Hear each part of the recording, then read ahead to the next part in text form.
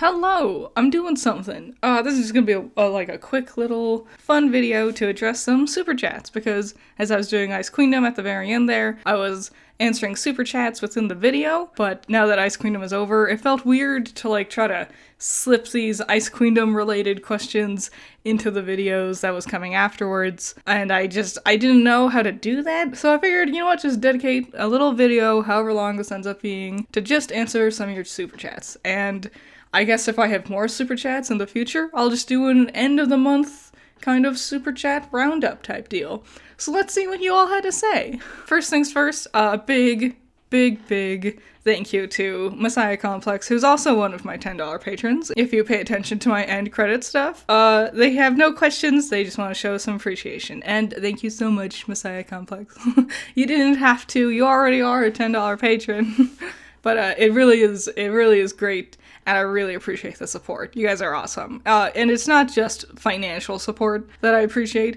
Every single comment, every single like, everything. Just, I appreciate it all, and thank you all so much. I wouldn't be doing things like this if it wasn't for great people like you just checking out these videos that I do, you know? So thank you. Next, Leon's back, and Leon says, I actually feel like the time skip happened in the first 3 episodes, because episode 3 ended with everything that went down at the docks with the White Fang.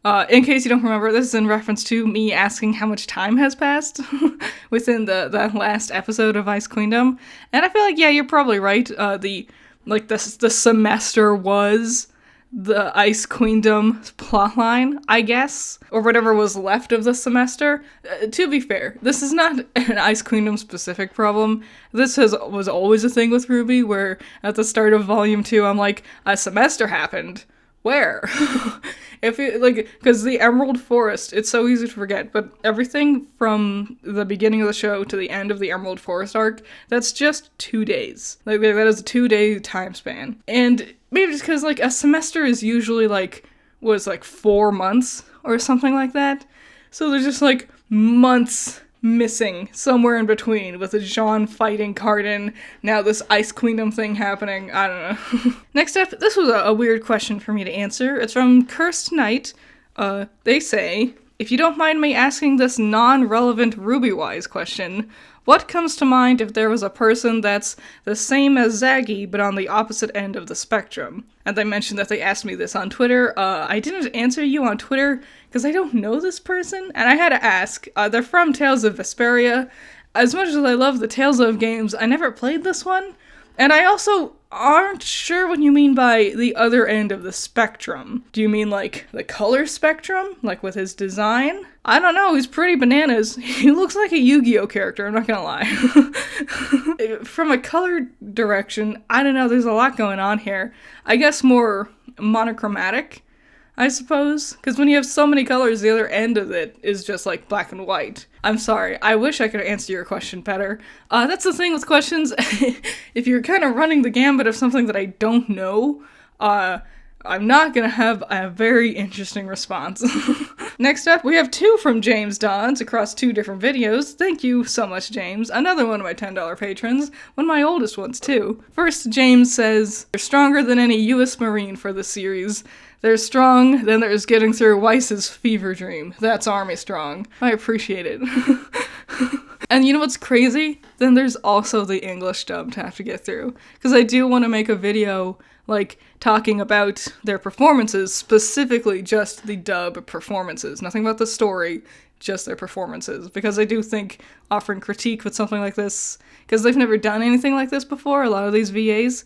So I do want to offer, critique and pointers and stuff like that, but that means having to sit through all of it again.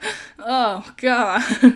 And then also James says, I know it's been said before, but I can't stress enough how Pyrrha was just used because she's a fan favorite and added nothing to the anime, along with Team Juniper. Jean could have been focused way more instead of all of Team Juniper in this anime. And I agree, I think Juniper wasted potential. They didn't need to be the center stage main characters taking over compared to Team RWBY, but they're the supporting cast. They're supposed to be there for support. And seeing Pyrrha, Ren, and Nora just sitting on the sidelines storylines watching the other sleeping is not it's kind of boring, you know? I wish they could have made up for it by having the sillies, the in-dream versions of them, more than what they are, than just meowing, silent, nothing characters. I wasted potential with Juniper. I think they could have been something a bit more interesting. As someone who loves Juniper, I would always prefer more Juniper, like used in smarter ways, better dialogue between them and stuff like that. But yeah, I do stand by. I wish it could have been John and Pyrrha that went into the nightmare. Like, just John he's fine, but I think having Pyrrha there, not only for John to just be able to talk to somebody, because he gets stuck with just the sillies a lot, and silly Pyrrha doesn't talk, and the Baby Weiss Army doesn't really talk, so Jean is just there with all these silent characters. And I wish, like, if it was real Pyrrha, they could have conversations. They could also be talking about what they're doing, how to move forward, blah blah blah. There's a lot of different ways you could have gone about it. And while Jean being the only one entering the dream, I wish we talked about his crush more, because we do a very good job establishing that he cares about Weiss. He has a crush on Weiss. But then when they enter the dream, he never talks about it. Weiss never talks about it. It's never even a thing that's mentioned. Like, all of his dialogue in the dream is kind of pointless. If we're gonna have a character be there, I want them to talk about the things that make them interesting to the character whose dream they're inside of, you know?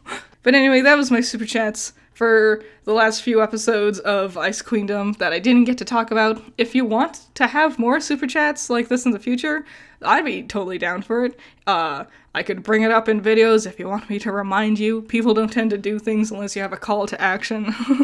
If you like this video, leave a like, leave a comment, leave your own super chats if you want to get a shout out in other videos and stuff as well. We're moving into October, and I'm gonna have no videos about Ruby. It's gonna be so nice to just step away from Ruby for a while.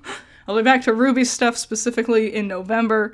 I have a bunch of ideas for things, but I'm excited to get into spooky season stuff with October. I'll see ya in the next one. Thank you all so much. Bye-bye.